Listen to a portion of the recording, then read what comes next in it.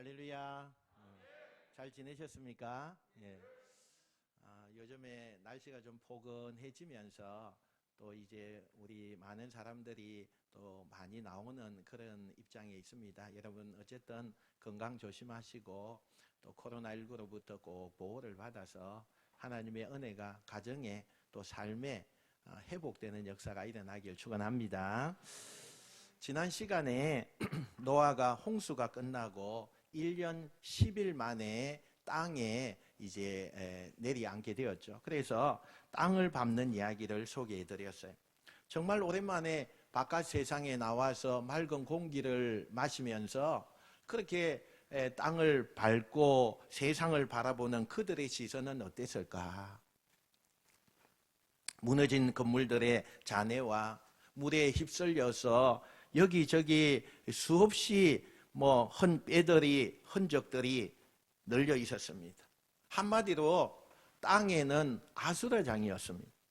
그런데 희한한 것은 그 뼈와 돌들 사이에 어린 나무와 새싹들이 피어나기 시작하고 있었어요. 죽음의 흔적, 절망의 심판의 흔적이 가득한 그 세상 한복판에 새로운 생명이 싹 트는 걸 보면서 이 노아와 노아의 가족들은 묘한 생각이 드는 거예요. 그러나 현실적으로 이 노아와 마주한 이 홍수 이후의 세상은 절망적인 세상 아닙니까? 도대체 어디 가서 무엇을 새롭게 시작을 하고 또 어떻게 해야 될지 막막하고 계획을 세울 수가 없고 기가 막힌 현실이 우리 앞에 또 노아의 가족들 앞에 펼쳐져 있는 거예요. 정말 이렇게 절망적이고 막막한 상황에 직면한 이 노아가 제일 먼저 뭘 하느냐? 노아는 하나님 앞에 제일 먼저 예배를 드립니다.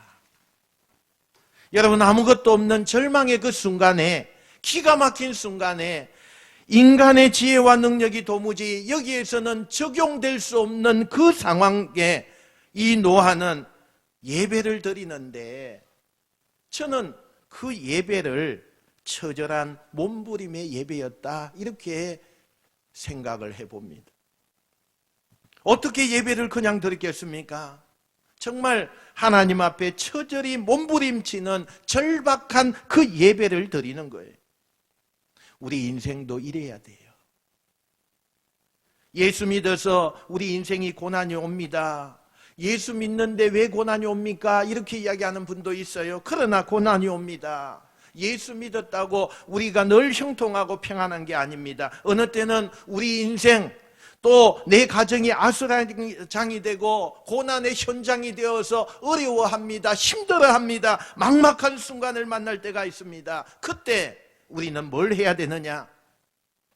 나에게 하나님 왜 이러십니까? 이렇게 한탄하고 불평하는 것이 아니라 오늘 우리가 노아처럼 그 절망의 순간에 하나님을 부르짖는 절실한 예배가 있어야 된다는 거예요. 노아가 드린 그 예배 속의 내용이 뭘까요? 지금까지 지켜주신 그 하나님의 은혜를 감사하고 내가 살아났으니 이제는 내가 하나님을 위하여 내 목숨 바치면서 내가 생활하겠노라고 결단을 했을 거예요. 너무나 절실하게 드리는 그 예배를 하나님께서 기쁘게 받으셨습니다. 그리고 노아에게 응답하시는데 오늘 성경에 보니까 두 가지로 응답하시는 것을 보게 돼요. 먼저 공식적으로 이때부터 인간에게 육식을 허락하셨어요. 하나님이 천지를 창조하시고 최초의 인간 아담을 만드실 때는 육식이 허락되지 않았습니다. 오직 채소만 먹었습니다. 그런데 여러분, 육식이 아담 때에는 필요가 없었죠. 에덴 동산은 죽음도 없는 곳이고 또 그곳에는 필요한 것이 다 있었습니다. 과일과 채소와 여러 가지 먹을 것이 너무나 많이 있는 완벽한 그런 조건을 갖춘 곳이 에덴 동산이에요. 그럼 죽음은 언제 시작된 겁니까?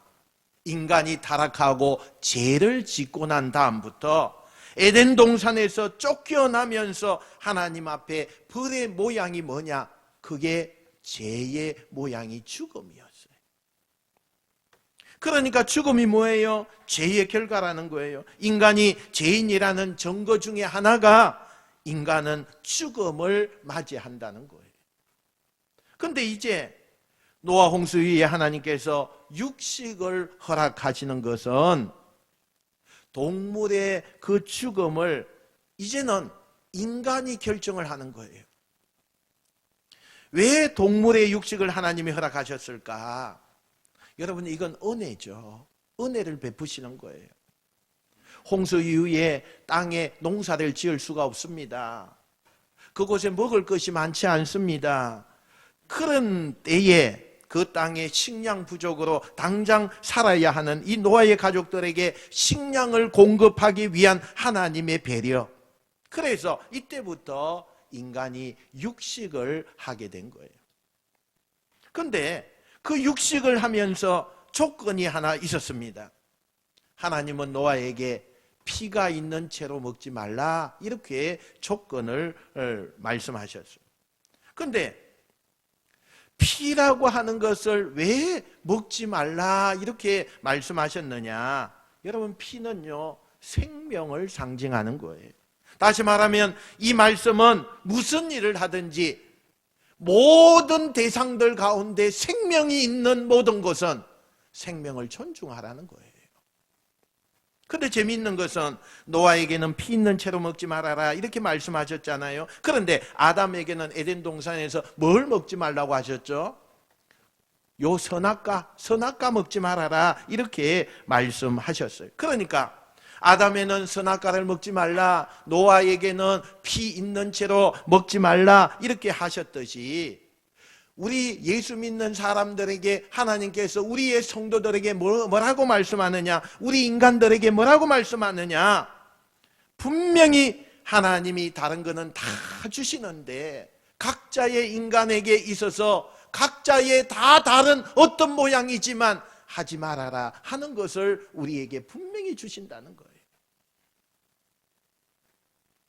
하나님은 이 땅에 있는 모든 것 다 주세요. 동산의 모든 것 다 너의 것이다. 이 노아에게도 이 세상의 모든 것 다 너의 것이다.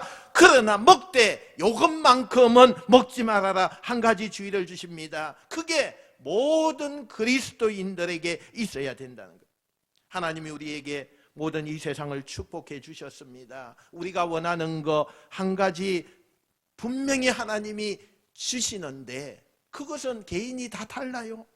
이것만큼은 하지 말아라. 우리에게 부탁하는 그 한 가지, 그것을 우리 모두는 지켜야 된다는 거예요. 그럴 때에 진짜 에덴의 복과 노아의 복이 우리 가운데 임하실 줄로 믿습니다. 두 번째로 하나님이 약속한 게 뭐냐? 창세기 9장 11절부터 13절의 말씀입니다. 우리 한번 같이 읽어봅시다. 시작. 내가 너희와 언약을 세우리니 다시는 모든 생물을 홍수로 멸하지 아니할 것이라. 땅을 멸할 홍수가 다시 있지 아니하리라. 하나님이 이르시되 내가 나와 너희와 함께하는 모든 생물 사이에 대대로 영원히 세우는 언약의 증거는 이것이니라. 내가 내 무지개를 구름 속에 두었나니 이것이 나와 세상 사이의 언약의 증거니라. 아멘. 하나님께서 다시는 홍수로 심판하지 않겠다고 약속을 하시면서 징표로 주신 게 무지개예요. 이것을 우리는 무지개 언약 이렇게 불러요. 그런데 하나님께서 왜 이런 언약을 노아에게 주셨을까? 두 가지 이유가 있어요. 하나는 지금 노아가 온 세상이 멸망당하고 자기의 이웃집에 사는 사람들조차도 구원하지 못하고 다 죽는 모습을 경험했어요. 세상이 멸망당하는 것을 경험한 거예요.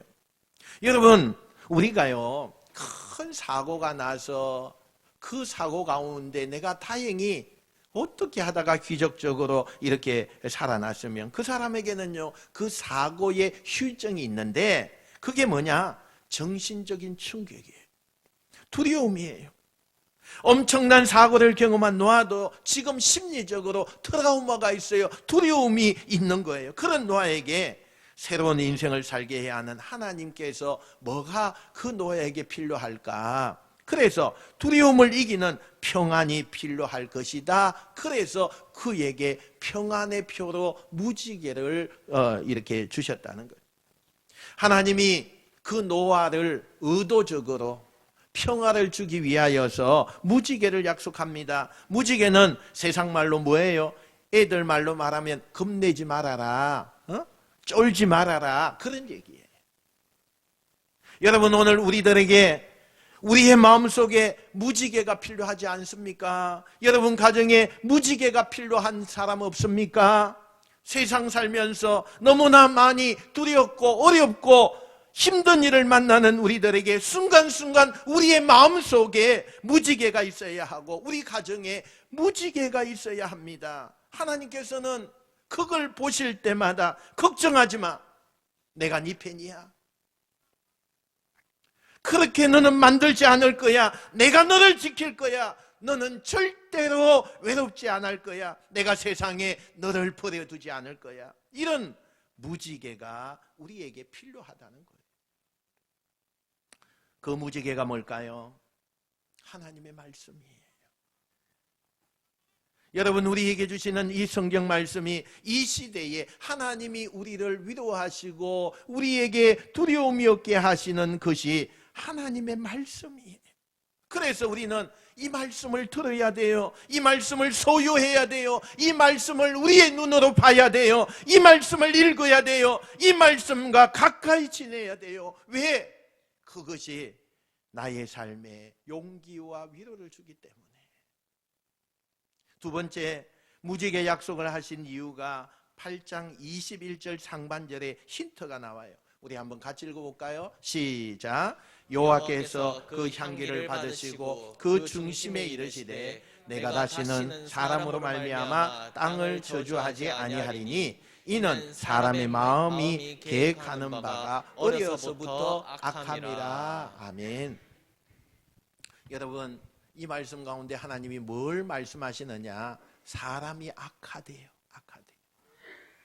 하나님이 보실 때 너무 악하대요.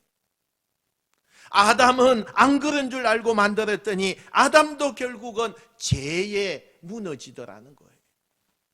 노아가 당대 의인이었어요. 모든 사람들이 다 멸망당해도 노아는 의인이기 때문에 하나님이 살려주신 거예요. 그런데 그런 완벽한 것 같았던 의인이었던 노아도 기나긴 시간이 지나가면 그 시간 속에서 그는 방주 안에서 참지 못하고 까마귀를 날려보내고 비둘기를 날려보내면서 자기의 방식대로 하나님의 뜻과 상관없이 세상을 알아보려고 하는 그런 인간의 죄성, 본성, 하나님이 다 지켜보고 계신 거예요.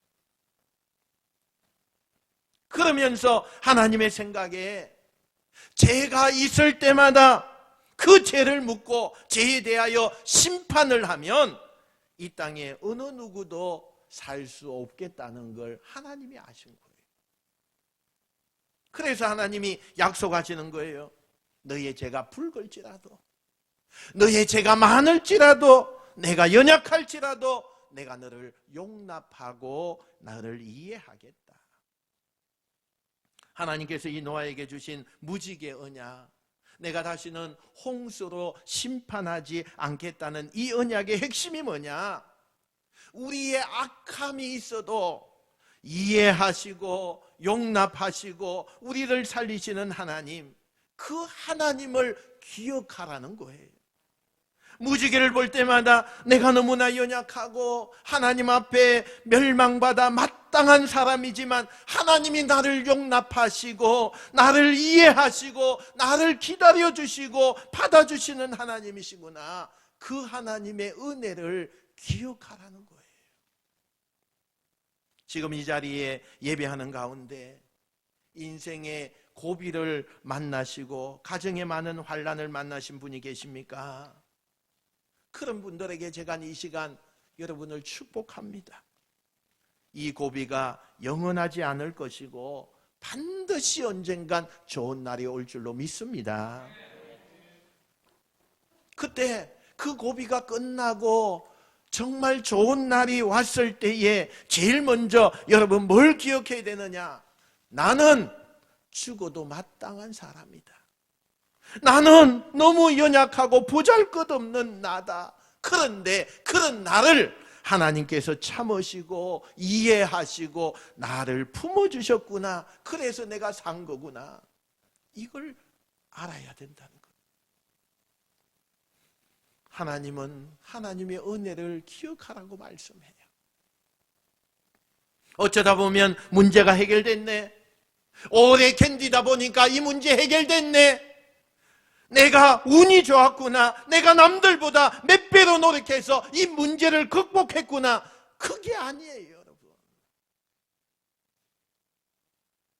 여러분 어쩌다가 교회에 나오고 어쩌다가 어려운 문제가 해결된 게 아니에요. 어쩌다가 예수 믿게 된 게 아니에요. 내가 지금 살아있는 것도 하나님의 은혜와 하나님의 오래 참으심과 용납하심이 있기 때문에 가능했고, 내가 하나님을 알게 된 것도 하나님의 용납하심이 있기 때문에 가능한 거예요. 우리 모두가 연약한 존재들이에요. 그래서 우리는 그냥 놔두면 감당하기가 힘들어요. 날마다 죄만 생각해. 골방에 앉아도, 골방에 누워있어도 죄만 생각해. 이게 인간의 본성이에요. 그냥 놔두면 우리는 죄를 지어요. 그래서 우리는 연약하고 넘어질 수밖에 없는 인간이에요. 그런데 그런 나를 하나님이 너 왜 그런 생각하고 왜 그런 일 하느냐, 왜 그런 죄 지었느냐라고 그때마다 죄값을 물으시는 게 아니라 그런 우리를 바라보시면서 이해하시고 용납하시고 기다려주시고 사랑의 눈으로 바라보시니 오늘 우리가 이 자리에 앉아있게 되었다는 거예요. 문제가 해결되고 내가 이렇게 다시 사는 거 내가 잘해서가 아니라 하나님이 용납하시고 이해하시는 하나님의 사랑이 있기 때문이라는 것을 여러분 늘 기억하시는 여러분 되시길 축원합니다. 절실한 간절한 그 예배를 드리고 하나님의 응답을 받은 노아와 여러 동물들이 이제는 각자의 자리로 흩어지게 되었어요. 동물들이 흩어지고 직접 내가 키울 수 있는 양이나 염소 이런 몇 가지 동물들을 어디 가서 자기들끼리 살 수가 없는 그 동물들을 노아가 맡아서 더불어서 그들과 함께 집을 짓고 생활의 터전을 잡습니다. 이제 새로운 삶이 시작합니다. 열심히 농사를 짓습니다.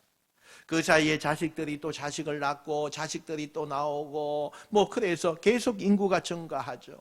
그리고 꽤 많은 인구들이 이제는 결혼을 하고 막 급속도로 인구가 늘어나고 이제는 완전히 폐허가 되었던 이 세상은 집들이 생기게 되고 나름대로 문화와 간섭과 문명이 만들어집니다. 그러던 어느 해에 노아가 열심히 그 해에 포도농사를 지었습니다. 근데 너무 포도농사가 잘 되었어요. 너무너무 많이 되었어요. 수확을 많이 얻었습니다. 그리고 나서 이 노아의 가족들과 함께 그 포도를요 다 포도주로 거하게 담습니다.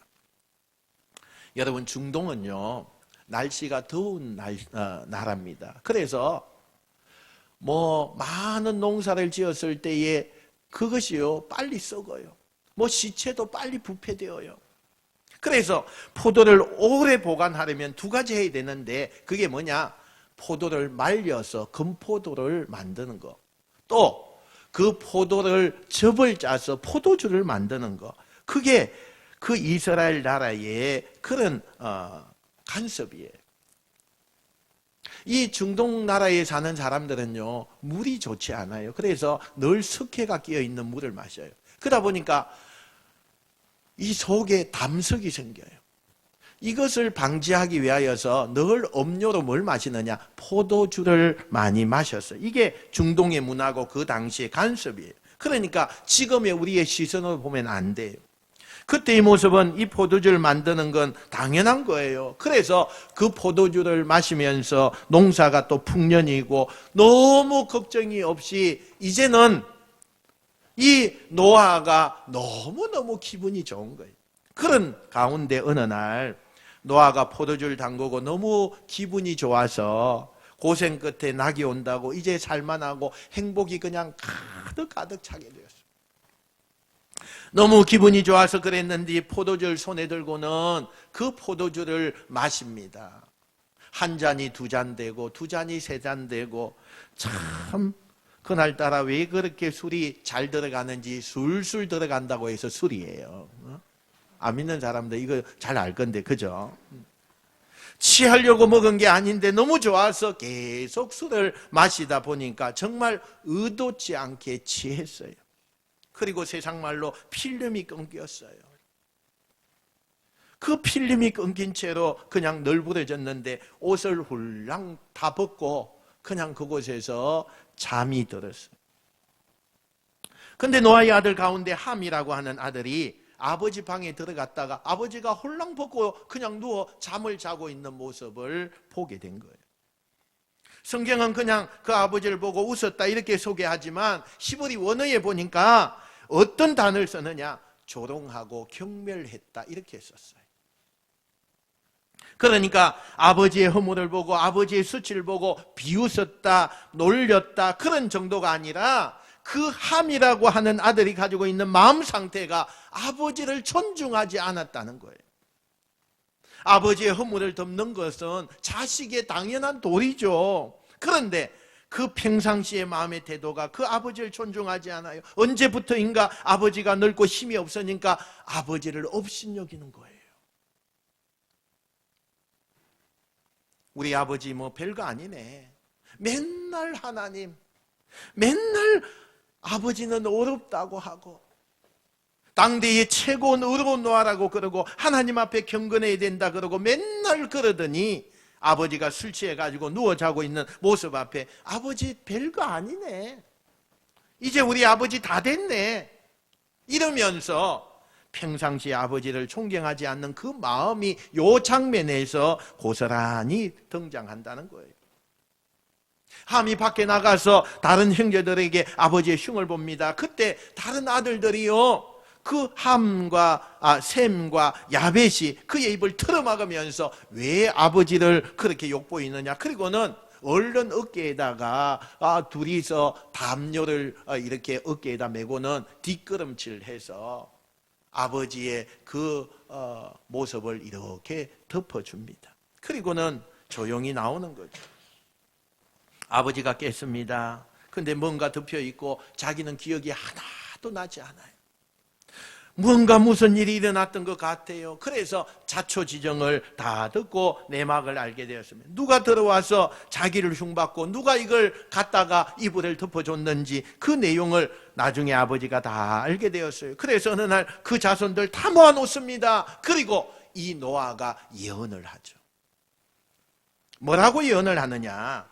함의 아들 가나안을 보면서 너의 족속은, 너의 후손들은 셈과 야벳의 종이 될 것이다. 그리고 셈과 야벳은 축복을 예언해요.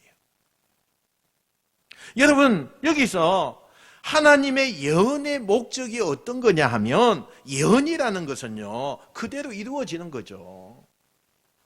그런데 그 예언을 우리에게 미리 선지자를 통해서 성경 말씀을 통해서 목회자를 통해서 하시는 이유가 뭐냐 하면 예를 들면 함에게 하는 예언처럼 이런 징계와 환난이 있을 것이라고 예언하는 것은 어떤 메시지가 있느냐 하면 그런 일이 있을 것이니 지금이라도 돌이켜라.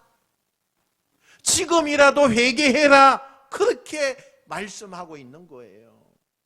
그렇게 되지 않도록 너희들이 하나님 앞에 다시 엎드려서 참회의 기도를 드리고 하나님 앞에 용서를 받고 거듭나게 그렇게 새롭게 해라.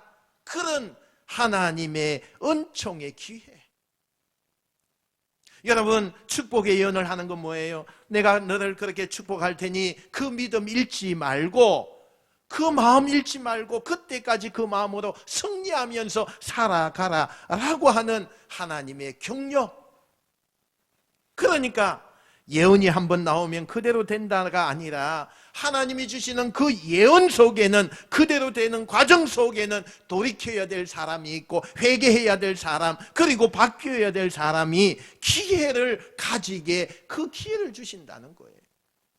경고하는 거죠. 그리고 그 경고를 무시하면, 그냥 살면 그 예언대로 되는 거죠. 여러분, 이 사건 속에 제일 잘못한 사람이 누구예요? 지금 이 사건 속에 이 인물 중에 우리에게는 함과 그의 어린 아들 가나안이 제일 피해를 많이 당하고 있죠.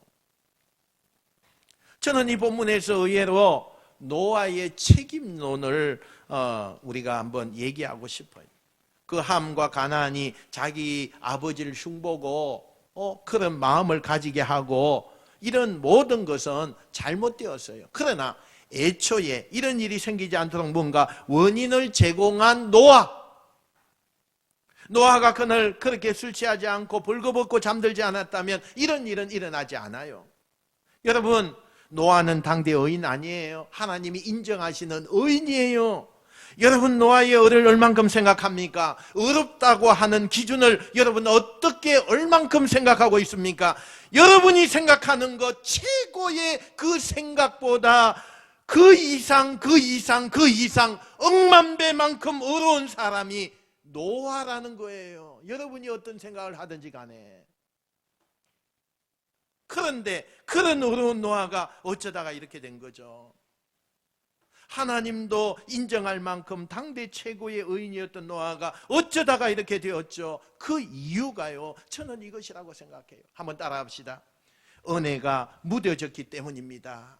은혜가 묻어졌기 때문입니다. 노아가 그날 절제하지 못하고 그런 실수를 하게 된 이유는 자신의 심령이 무뎌졌어요. 그가 방주에서 처음 나왔을 때만 해도 노아는 살아있다는 그 자체가 너무 감격이었어요. 더 이상 하나님께서 이 땅을 홍수로 심판하지 않겠다는 그 약속을 했을 때 노아는 너무너무 감사하고 너무너무 감격했어요. 그리고 처음 그 땅을 밟았을 때 하나님 앞에 드리는 예배가 어떤 예배였다고요? 너무나 절실한 예배,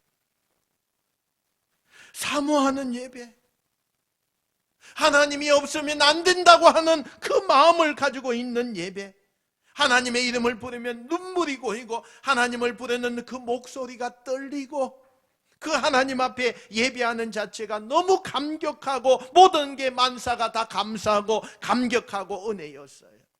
그런데 그런 감격과 은혜와 사랑이 시간이 점점 흘러가면서 일상이 계속되어지면서 그때의 그 감격과 그때의 그 감사가 조금씩 잊혀진 거예요. 그리고 아무 문제가 없고 평안해지니까 언젠가부터 당연하게 되고 감사가 아니고 그 감사가 잊혀지게 되었다는 거예요.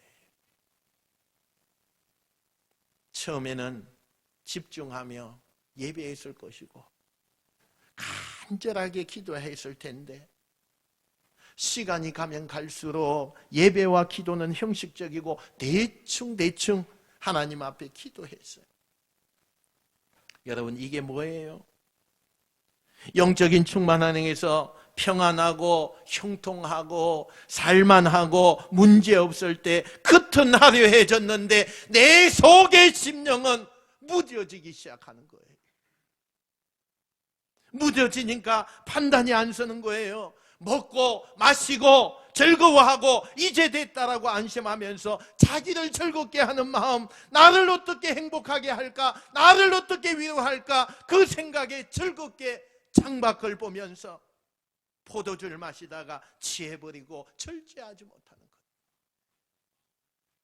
마치 칼이 오랫동안 녹선 뒤에 처참한 모습이 드러나는 것처럼 노아가 오늘 이렇게 된 것은 갑자기 된 게 아니에요.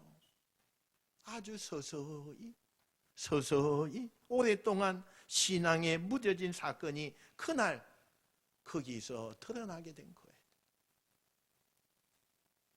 여러분, 큰 문제를 이기셨습니까? 여러분의 가정에 큰 풍파를 견디셨습니까? 그때 정말 고생도 많았고 삶의 우리 가정에 내 인생에 큰 위기였는데 그걸 다 이겨내시고 지금 편안하게 앉아 계십니까? 그렇다면 오늘 꼭 여러분이 기억해야 될 게 있어요. 무뎌지시면 안 돼요. 그때 그 문제 앞에서 얼마나 여러분 절실하게 하나님 앞에 기도했습니까? 새벽에도 저녁에도 하나님 나 좀 살려주세요. 하나님 우리 가정 좀 일으켜주세요. 하나님 우리를 버리지 마세요. 그렇게 부르짖고 그렇게 울부짖고 그렇게 하나님을 찾았던 그 여러분의 영적인 예민함이 다 어디 갔냐는 거예요. 그때 하나님을 부르며 감격하고 눈물 흘리고 떨리는 목소리로 하나님의 이름을 불렀던 그때의 그 마음, 그 심령이 어디 갔냐는 거예요. 받은 복이 너무 많아서 지금은 아무 문제가 없어서 그때만큼 하나님을 간절히 부르지 못하고 하나님을 기억하지 않는다면 지금 우리의 모습은 뭐예요?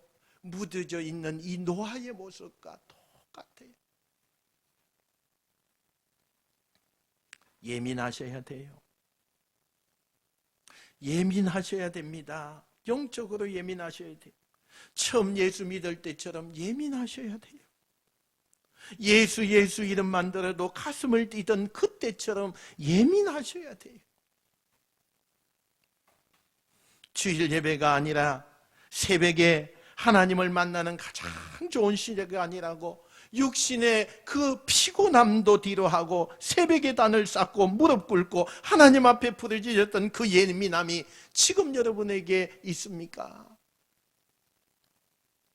은혜 받고 체험하고 내가 헌신하고 봉사할수록 하나님이 나를 살려주셨는데 하나님 때문에 내가 사는 건데 그래서 감격하면서 더 섬기고 봉사하고 헌신했던 그때의 예민함을 그때의 영적인 시열이 지금도 있어야 되는데 지금 우리의 모습은 주일 예배 드리는 것조차도 너무 힘들어하고 우리가 어떤 예배와 어떤 말씀을 어떤 찬양을 드려도 감격이 없어요. 우리 안에 기쁨이 없어요. 예수 100번을 전해도 사람들이 귀로만 듣지 가슴으로 받아들이지 않아요. 이제는 예수님 부르지 않아도 살만해요. 자식들 다 키웠어요. 이렇게 살면 굳이 큰 환난 없이 살 수 있다고 생각하고 지금 여러분이 사는 것에 만족하시지요. 사람의 평안한 것이 습관이 되면요 돌아오기가 힘들어요. 편안할수록 더 여러분을 단련하셔야 돼요. 그게 예배예요. 그게 기도예요. 저는 요즘 우리 교인들 보면서 안 되겠다, 큰일 났다, 가슴이 덜컥 내려앉는 거예요. 너무 많이 회개가 되는 거예요. 우리 교인들 큰일 났다, 우리 성도들 가정 큰일 났다. 너무 많은 교인들의 가정이 무뎌져 있어요. 하나님 어떡하죠? 그 하나님 앞에 감격하고 하나님으로 인해서 즐거워하던 저 사람들이 전부 편하고 즐기고 먹고 마시고 나를 위로하는 것으로 묻어져 있는 저 사람들 보면서 어떡하죠 하나님? 내가 이 생각이 오는데 기가 막힌 거예요. 하나님이 저한테 이러한 깨달음을 주시는데 소름이 돋는 거예요. 여러분 이러시면 안 돼요. 제발 이러시면 안 됩니다. 하나님 앞에 그때 그 모습으로 예민하십시오. 어떻게 주일 한 번 드리는 예배로 만족하십니까 여러분? 어떻게 여러분 주일 한 번 드리는 것으로 하나님 앞에 내 영적인 예민함과 충만함을 유지할 수 있다고 생각하십니까? 그게 여러분의 모습이고 내 모습이에요. 영적으로 충만한 사람은 예배가 기쁨이고 하나님을 만남이 그게 행복이고 하나님의 이름으로 섬기고 사랑하고 희생하고 나눔이 그게 기쁨이에요. 그 은혜를 회복하셔야 돼요. 하나님의 교회에 봉사하는 게 너무 싫어요. 너무 힘들어요. 여러분, 그건 정상이 아니에요. 이러한 무뎌짐이 없을 때에 우리는 복의 통로가 되는 겁니다. 말씀을 정리합니다. 살다 보면 우리가 고비를 만납니다. 그러나 하나님의 은혜로 반드시 이길 거예요. 그때 뭘 하느냐? 나를 살리시고 나를 용납하신 그 하나님을 내가 꼭 기억하셔야 돼요. 내가 잘해서 된 게 아니라 하나님이 용납하셨기 때문에 내가 산다. 두 번째, 다 끝났다고 생각할 때 한 가지를 붙들어야 돼요. 무뎌지지 말자. 깨어나자. 지금 마음 잊지 말자. 오늘도 내일도 오늘 같을 것이고 내년도 오늘 같을 것이고 하나님 없이는 못 살아야고 말했던 그때처럼 그렇게 살리라. 그래서 노아보다 이 시대에 더 멋진 삶이 우리 성도들의 삶이 되어서 여러분의 가정 속에 하나님의 은혜가 펼쳐지는 그런 귀한 삶의 여정이 되시기를 주님의 이름으로 축원드립니다. 축원드립니다.